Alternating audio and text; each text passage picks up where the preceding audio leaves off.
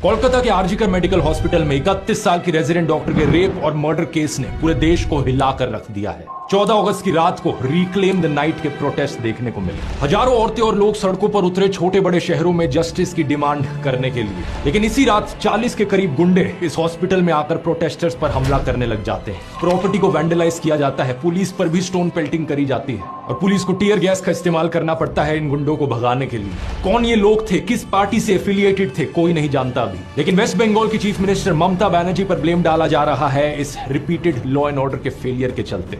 सबसे बड़ा सवाल यहाँ पर उठ रहा है, देश भर में औरतें आखिर सुरक्षित क्यों नहीं है। इस आउटरीच के बीच एक और ऐसी रेप और मर्डर की खबर आती है उत्तराखंड से, जहां पर एक नर्स अपने घर लौट रही थी हॉस्पिटल से और उसकी हत्या कर दी गई। मुझे दुख इस बात का है कि आउटरीच सिर्फ हफ्ते 2 हफ्ते चलती है और फिर खत्म हो जाती है। औरतों के खिलाफ इस वायलेंस के पीछे की रूट कॉज को कोई एड्रेस ही नहीं करता। इस प्रॉब्लम को अगर हमें सॉल्व करना है तो 3 कारण है जिनकी बात हमें करते रहनी पड़ेगी। पहला, समाज का पेट्रियार्कल माइंडसेट। इंटरनेट पर चीप कंटेंट जो औरतों को ऑब्जेक्टिफाई करता है, रेप को ट्रिवियलाइज करता है, सेक्सुअल हैरेसमेंट को कैजुअली लेता है। एनिमल और कबीर सिंह जैसी फिल्में, माँ बहन की गालियों को नॉर्मलाइज किया जाना, ये सारी ऐसी चीजें हैं जिससे माइंडसेट प्रोपोगेट होता है और औरतों के खिलाफ वायलेंस इनकरेज होता है। दूसरा, विक्टिम ब्लेमिंग। समाज में रेप के लिए हमेशा औरतों को ही जिम्मेदार ठहराया जाता है। लोग अजीबोगरीब बहाने मारते हैं कि औरत का रेप तो इसलिए हुआ क्योंकि वो बाहर गई थी, छोटी स्कर्ट्स पहने थी, औरतों को बाहर नहीं निकलना चाहिए, स्ट्रेंजर्स के साथ बात नहीं करनी चाहिए, सारा ब्लेम औरत पर ही डाल दो। इससे रेपिस्ट को लगता है कि उनकी तो कोई गलती ही नहीं थी। तीसरा, रेपिस्ट को पॉलिटिकल सपोर्ट मिलना। लोग बात तो करते हैं ऐसे इंसिडेंट्स के बाद कि रेपिस्ट को फांसी चढ़ा देना चाहिए,